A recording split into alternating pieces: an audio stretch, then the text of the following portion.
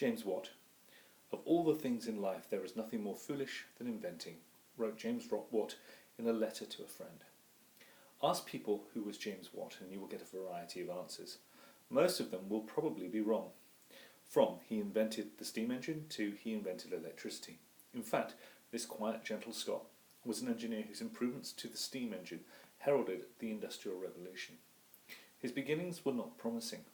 Born at Greenock on the River Clyde in Scotland, he proved to be a weak and sickly child. As a result, he only started school at the age of 10 or 11. He found the rowdiness of school difficult after his lonely childhood and was plagued by violent headaches which continued throughout his life. The other schoolboys teased him because they thought him dull, but he shone when it came to mathematics and model making. The young James's father, James Watt, was a shipbuilder and merchant.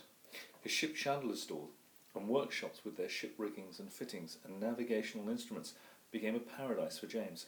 Here he had his own tools and could make models of what he pleased. And so he whiled away his time until the age of 18, when he chose to become an instrument maker and attended Glasgow University. Scottish universities were the best in Europe at that time, and here James met eminent men.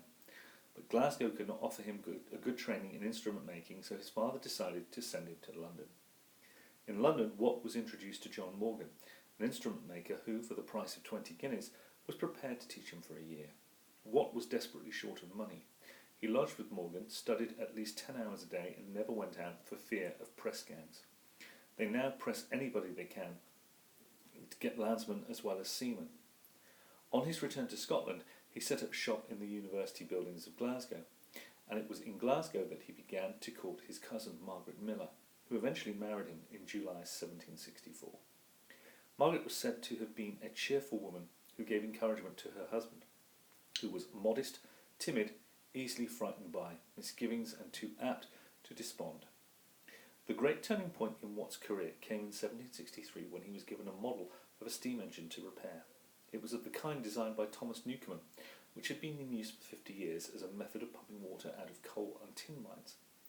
The principal working part of Newcomen's engine was a piston in a cylinder.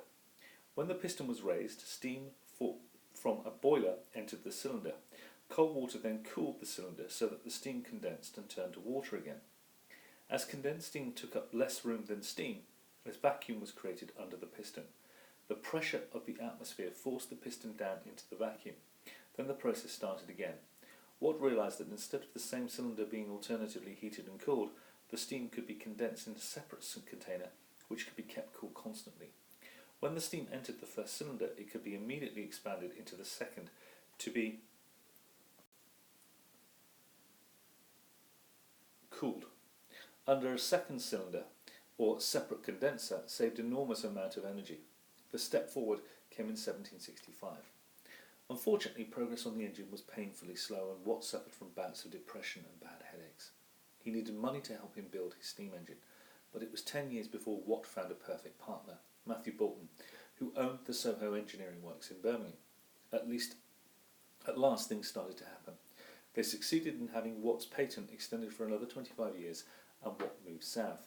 The steam engine, or fire engine as Watt continued to call it, finally went into production in 1776. At first it was used like Newcomen's engine for pumping water out of mines, allowing more coal, the fuel of the Industrial Revolution, to be mined. Being such a large machine, most of it was constructed at mine works under Watt's supervision. The specialised parts were made at Boulton's works. Watt's smooth-running, double-acting engine could be connected to a flywheel. In this way, it could be used to power cotton mills, flour mills and paper mills as well as pumps. The Industrial Revolution could now be powered by steam. Other inventors went much further than Watt. Richard Trevithick started work on steam locomotives, and others saw the possibility of using steam engine to drive ships. Watt himself was not interested in steam power for transport because it involved the use of high-pressure steam.